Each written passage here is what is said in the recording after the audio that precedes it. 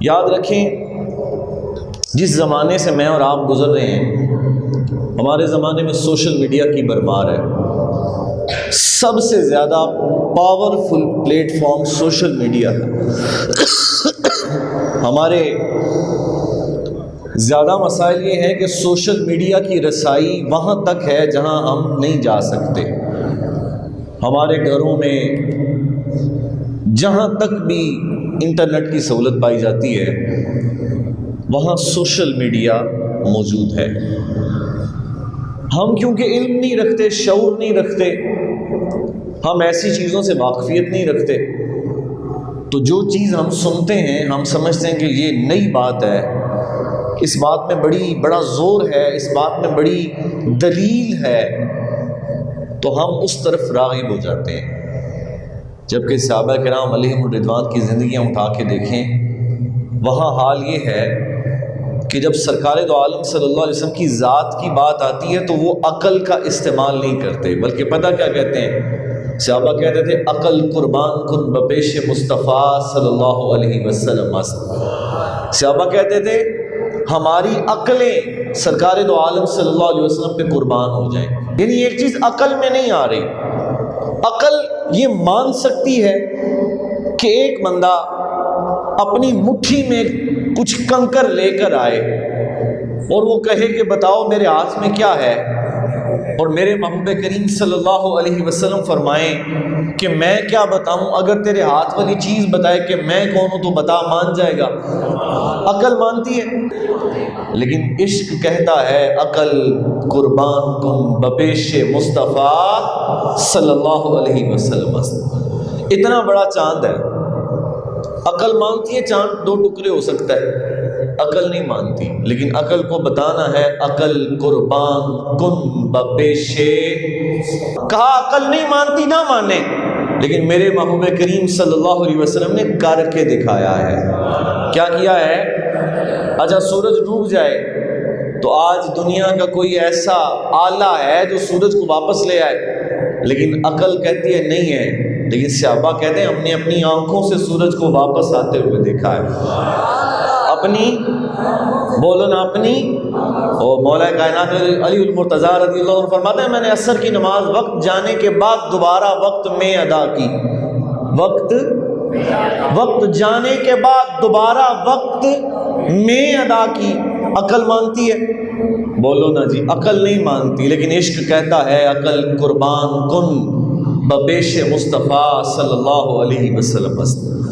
تو یہ آج ہم جس زمانے سے گزر رہے ہیں، اس زمانے میں ایسے لوگ اٹھے جنہوں نے ہر چیز کا معیار عقل کو رکھا۔ انہوں نے کہا کوئی چیز تمہارے سامنے آتی ہے تو بس دیکھو عقل اگر مان جائے تو ٹھیک ہے، لیکن اگر عقل کی سمجھ میں نہ آئے تو تم نے اس کا انکار کر دینا ہے۔ بات سمجھ رہے ہیں آپ؟ آئیے قرآن کریم اٹھائیے، سورۃ النمل ہے۔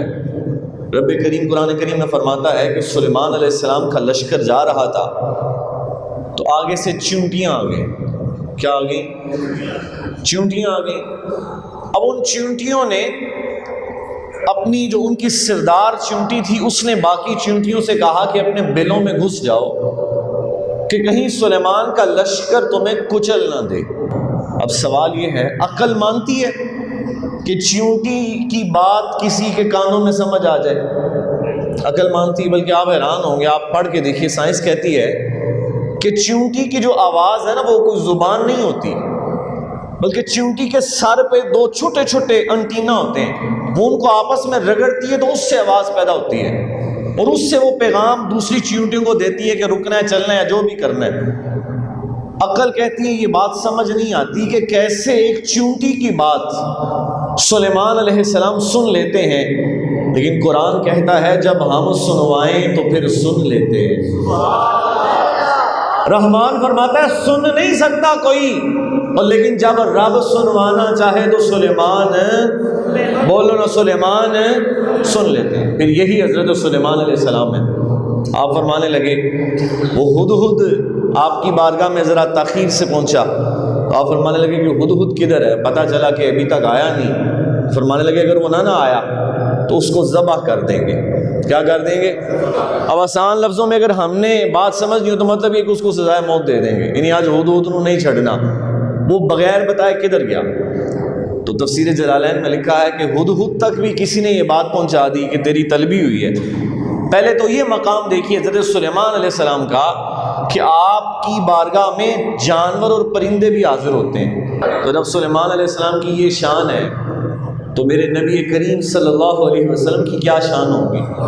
بولے نا سبحان اللہ۔ جی وہ ہدہد پتہ کیسے آیا؟ آپ نے ذرا میری طرف دیکھنا ہے۔ ہدہد کو پتہ چل گیا کہ سلیمان علیہ السلام نے میرا پوچھا تھا، تو تفسیر جلالین میں لکھتے ہیں کہ ہدہد نے اپنی جو چونچ ہے وہ زمین پہ رکھی اور اپنے پر بھی یوں ڈھیلے چھوڑ دیے، جس طرح بڑی عاجزی سے کوئی بندہ شرمندہ ہو کے آتا ہے، اور آگے کہنے لگا جی میں معافی چاہتا ہوں، میں تاخیر سے آیا ہوں، لیکن میں خبر بڑی زبردست لے کے آیا ہوں۔ ہدہد عقل مانتی ہے کہ ہدہد بولے تو کسی کو سمجھ آ جائے، تو جواب ہے عقل کو کہنا ہے تو نہیں مانتی نہ مان، میرا رب فرماتا ہے۔ ہدہد نے کہا، سلیمان علیہ السلام نے سنا اور اس کو جواب بھی عطا فرمایا۔ جواب اچھا، ہدہد کہنے لگا میں خبر بڑی وکیل ہوں۔ خبر کیا لگا؟ ہدہد کہنے لگا کہ میں فلاں علاقے سے آیا ہوں، وہاں ایک عورت ہے جو لوگوں پہ حکمرانی کرتی ہے، بڑا اس کا نظام ہے، بہت بڑا محل ہے، اور جس تخت پہ بیٹھتی ہے نا وہ تخت بڑا قیمتی ہے، بڑا ہیرے جواہرات سے مرصع ہے، بڑا قیمتی تخت ہے۔ تو سلیمان علیہ السلام فرمانے لگے کہ آپ نے وہ طویل واقعہ میں صرف موضوع کے لحاظ سے آپ کو بات سمجھانی ہے۔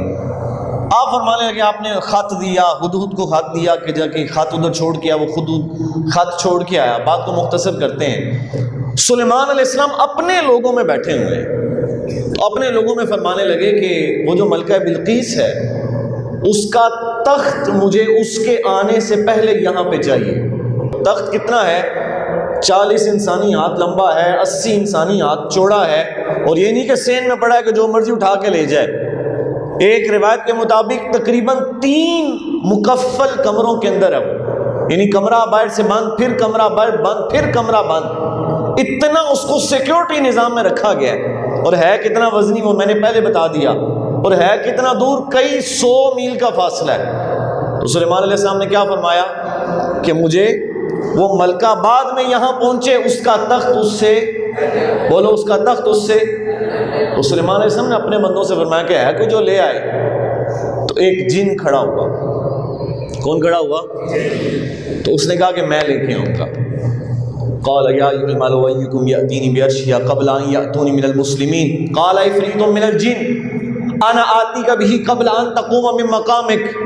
وہ جن کھڑا ہوا، اس نے کہا سلیمان علیہ السلام میں حاضر ہوں، میں اس تخت کو یہاں لے آؤں گا، کتنی دیر لگے گی؟ ان تقوم من مقامک، ابھی آپ اس مجلس سے اٹھیں گے نہیں، اس مجلس سے اٹھیں گے نہیں، میں آپ کے اٹھنے سے پہلے وہ تخت۔ عقل مانتی ہے؟ بولو نا یار، کہاں تخت ہے، کتنا بھاری ہے، کتنا قیمتی ہے، کتنی سیکیورٹی ہے، اور سلیمان علیہ السلام کو کہنے لگا آپ اٹھیں گے نہیں، یعنی ابھی آپ کی یہ محفل مکمل نہیں ہوگی، میں اس تخت کو آپ کے اٹھنے سے پہلے لے آؤں گا۔ سلیمان علیہ السلام فرمانے لگے نہیں، ہمیں اس سے بھی زیادہ جلدی چاہیے۔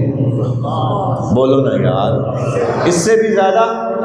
اب عقل تو یہ نہیں مان رہی تھی کہ وہ محفل ختم ہونے سے پہلے تخت لے آئے، لیکن سلیمان علیہ السلام یہ بھی نہیں مانے، انہوں نے کیا فرمایا؟ مجھے اس سے بھی، بولو اس سے بھی۔ اب جن ہے اپنی جگہ، اور آپ جانتے ہیں جنات اللہ کی مخلوق ہیں، اور اللہ نے ان کو انسانوں سے زیادہ طاقتیں دی ہیں، لیکن یاد رکھیے جب کوئی شخص اللہ کے کسی بندے سے منسلک ہو جاتا ہے، اللہ کے نبی کی غلامی اختیار کرتا ہے، تو اللہ پتہ اس کو کیا دیتا ہے؟ قال الذی عنده علم من الکتاب۔ ابھی سلیمان علیہ السلام یہ بات کر ہی رہے تھے کہ ایک کتاب کا عالم کھڑا ہوا۔ کون کھڑا ہوا؟ یعنی اسی مجلس میں بیٹھا ایک شخص کھڑا ہوا، اس نے کہا کہ میں وہ تخت لے کے آتا ہوں، میں، سارے بولے میں وہ تخت لے کے آتا ہوں، کتنی دیر لگے گی؟ کہنے لگا میں اتنی جلدی لے آؤں گا کہ آپ کی آنکھ جھپکنے سے پہلے وہ تخت یہاں پہ موجود ہوگا۔ کتنی دیر میں؟ بولو سارے. آنکھ جھپکنے سے پہلے وہ تخت عقل مانتی ہے؟ عقل. لیکن قرآن کہتا ہے جب سلیمان علیہ السلام نے آنکھ کھولی تو تخت سامنے پڑا ہوا تھا. تخت عقل. بولو عقل. اب سمجھو یہ شان ہے حضرت سلیمان علیہ السلام کی نہیں، سلیمان علیہ السلام کے ایک غلام کی یہ شان ہے. کس کی؟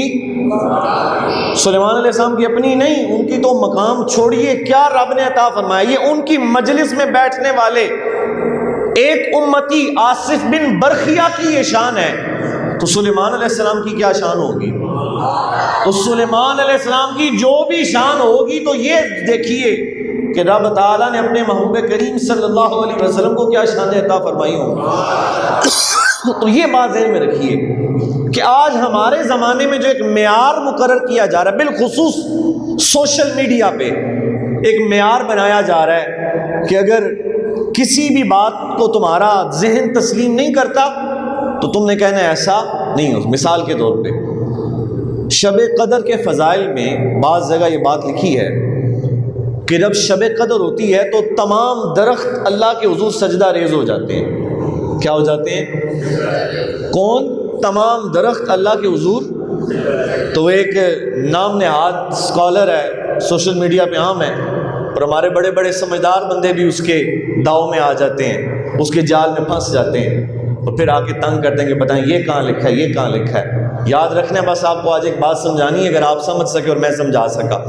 کیا لکھا ہے کہ جب شب قدر آتی ہے تو تمام درخت اللہ کی بارگاہ میں سجدہ ریز ہو جاتے ہیں. عقل مانتی ہے؟ بولو نا. عقل مانتی ہے؟ عقل نہیں مانتی. بلکہ وہ کہنے لگا دیکھو عقل کو چھوڑو، تم تو یہ کہہ سکتے ہو کہ ہم سوئے ہوتے ہیں تو سجدہ کر جاتے ہیں. چلو ایسا کرو، کسی جنگل میں کیمرہ لگا دو اور ساری رات کیمرے کو مانیٹر کرو اور ہمیں کوئی ایک فوٹی جی دکھا دو کہ درخت سجدہ کر رہا ہو. ماننے والوں نے کہا واہ واہ واہ، کیا دلیل دی ہمارے صاحب، کیا منہ توڑ کے رکھ دیا اور دلیل کی حد کر دی. قرآن ہمیں کیا کہتا ہے؟ قرآن کہتا ہے وَالنَّجْمُ وَالشَّجَرُ يَسْجُدَانِ. قرآن کہتا ہے شجر یعنی درختوں کی بات چھوڑ، اللہ کے تو ستارے بھی رب کو سجدہ کرتے ہیں. بولو بولو، رب کے. اب وہ بدبخت کہے کہ بتاؤ کہاں دیکھا تم نے درخت کو سجدہ کرتے، اور رب خود فرمائے کہ نجم یعنی ستارے اور درخت رب کو سجدہ. تو اب عقل کی بات ماننے والا اگر عقل کے پیچھے چلے گا تو کہاں پہنچے گا؟ وہ درخت جہنم میں پہنچے گا. اور اگر حضور کا کلمہ پڑھنے والا بس اتنی بات کہہ دے، عقل قربان کن بپیش مصطفیٰ صلی اللہ علیہ وسلم، وہ کہے بس میرے حضور کی بات ہے تو بات ختم، بس اس پہ دوسری بات نہیں.